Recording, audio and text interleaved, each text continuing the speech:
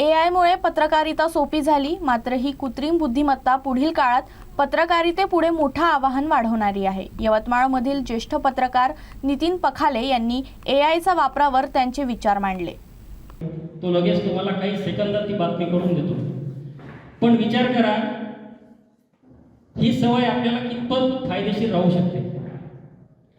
उद्या जर सर्व वृत्तपत्रांनी ठरवलं की एआय टूल्स वापरायचे, सर्व इलेक्ट्रॉनिक मीडिया ठरवलं एआय टूल्स वापरायचे, इलेक्ट्रॉनिक मीडियामध्ये एआय निवेदकाचा एक चांगला नाही म्हणता येणार, पण एक प्रयोग झाला, सक्सेस झाला.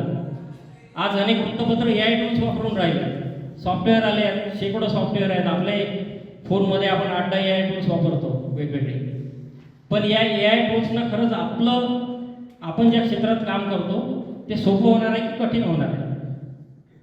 पत्रकारांच्या समस्या किती आहेत? कोणीच पत्रकार फुलफिल मानधनावर कार्यरत नाही. आर्थिक समस्या आहेत, स्पर्धा वाढलेली आहे. आज मोबाईल आल्यापासून प्रत्येकजण पत्रकार झाला आहे. काय आहे की एक व्हिडिओ काढायचा, एक फोटो काढायचा, त्या खाली 2 ओळी लिहायच्या, पाठवून द्यायच्या. आणि आपणही आज अनेक इलेक्ट्रॉनिक मीडियात आपण बघतो, त्यासाठी स्पेशल टी व्हीवर तर एक अर्धा तासाचं त्याच्यात सेशनच चालतं. हे सोर्स नाही आहे, आपल्याकडे इन्फॉर्मेशन आली नाही, किंवा आपल्याकडे जी इन्फॉर्मेशन आली, ज्या पोलीस विभागाने इन्फॉर्मेशन दिली ती चुकीच्या पद्धतीने दिल्या गेली.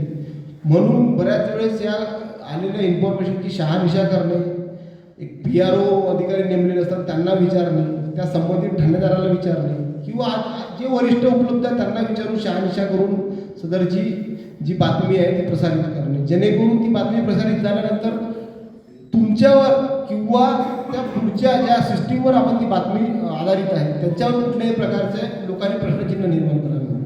कधी कधी चुकीची माहिती किंवा अर्धवट माहिती देखील मिळण्याची शक्यता असते आणि तीच पसरण्याची पण शक्यता असते. त्यामुळे माहिती देत असताना किंवा माहिती घेत असताना आणि इतरत्र पसरवत असताना ती प्रॉपर गेली पाहिजे याची दक्षता सगळ्यांनी घेतली पाहिजे असं मला वाटते.